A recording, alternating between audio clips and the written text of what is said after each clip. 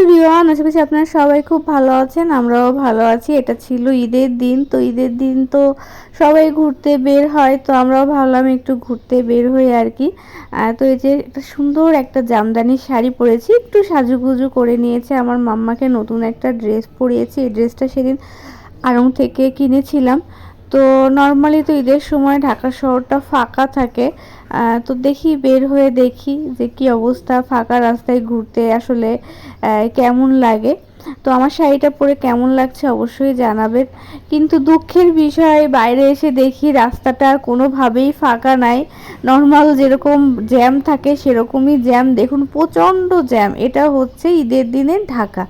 তো যাই হোক, এখন কিন্তু সন্ধ্যা টাইম, প্রচণ্ড জ্যাম ছিল, কি বলবো। এই রাস্তাটা, ধানমন্ডির এই রাস্তাটা, তারপরে এই যে এই জায়গাটা এসেছি পিলখানার সামনে, এখানেও জ্যাম, মানে গাড়ি সরছেই না।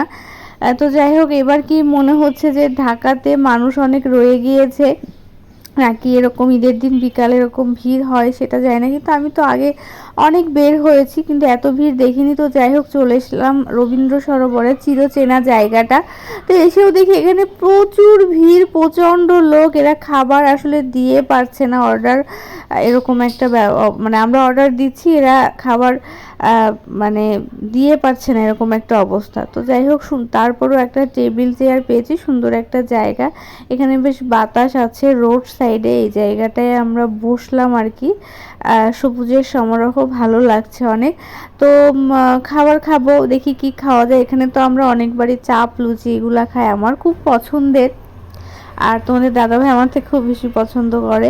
তো আমরা সবাই খাবো আর কি। সকালবেলা উঠে ওই যে সেমাই খেয়েছিলাম, ফ্রাইড রাইস খেয়েছিলাম, তারপর আর খাওয়া হয়নি আর কি। তারপরে এখন খাবো যে। তো এই যে এখানে রিদ্ধি কথা বলছে যে তুমি আমার জন্য হচ্ছে একটা কোক অর্ডার দাও। তো আমি বললাম আচ্ছা ঠিক আছে, শুধু কোল্ড ড্রিঙ্কস খেতে চাই, ঠান্ডা ঠান্ডা। তো এখানে অনেক খাবারই পাওয়া যায়, লাচ্ছি টাচ্ছি।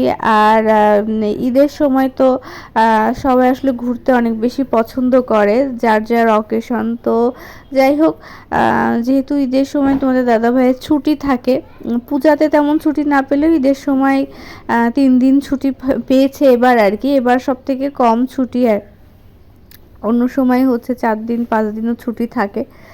তো যাই হোক, নিজে ওয়েট করছি কখন খাবার আসবে, কখন খাবার আসবে। আর বাইরে বেশ গরম আর কি আজকে, মানে তাপদাহ চলছে কিনা জানি না। শাড়ি পরে এসেছি, তারপর মানে অনেক বেশি গরম লাগছে। আর এখানকার চা কিন্তু ভীষণ ভালো। তোমরা অনেকেই হয়তো বা খেয়েছো রবীন্দ্র সরোবরের চাটা। মালাই চা পাওয়া যায়, দুধ চা পাওয়া যায়, অনেক কিছু। আর এবার তো আমরা বাড়িতে যাইনি, আর কয়েক বছর ধরে আসলে ঈদে বাড়িতে যাওয়া হয় না, পূজাতেও যাওয়া হয় না, ঢাকাতেই আমরা থাকি বেশিরভাগ সময়।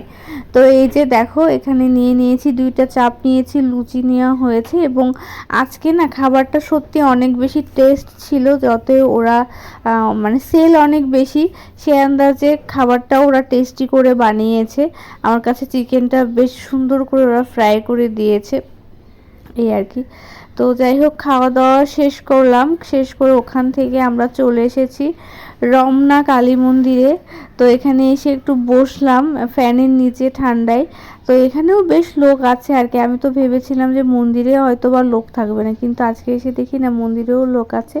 তো অনেক দিন পরে মায়ের মুখটা দেখে সত্যি মনটা ভরে গেল, এত সুন্দর লাগছে। আর গেটটাও খোলা ছিল।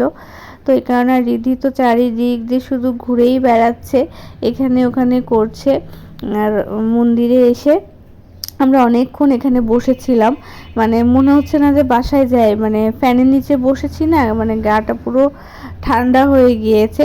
আর ওই সাইডটাতে আজকে আর বেশি যায়নি, শুধু একটু প্রণাম করে এসেছিলাম। এখানে বসে থাকতেই বেশি ভালো লাগছিল। তো তোমরা সবাই ঈদের দিন কে কেমন কাটালে অবশ্যই কমেন্টস করে জানাবে। কারণ এই সময়টা আসলে সবাই ছুটি পায়, বাড়িতে যায়, আনন্দ মজা করে। আর এখানে দেখো ছেলেপেলেরা শুধু ঘুরেই বেড়াচ্ছে। তোমাদের দাদাভাই ওখানে প্রণাম দিল, আমি ঢুকেই প্রথমে মাকে প্রণাম দিয়ে নিয়েছি। এখন আমরা ফিরে যাচ্ছি, এটা হচ্ছে এখন রাত বাজে 11:30টার বেশি। তো দেখো এখানে এখনও এসিতে এই অবস্থা, এত বেশি লোক, এত বেশি জ্যাম, এত বেশি ভিড়।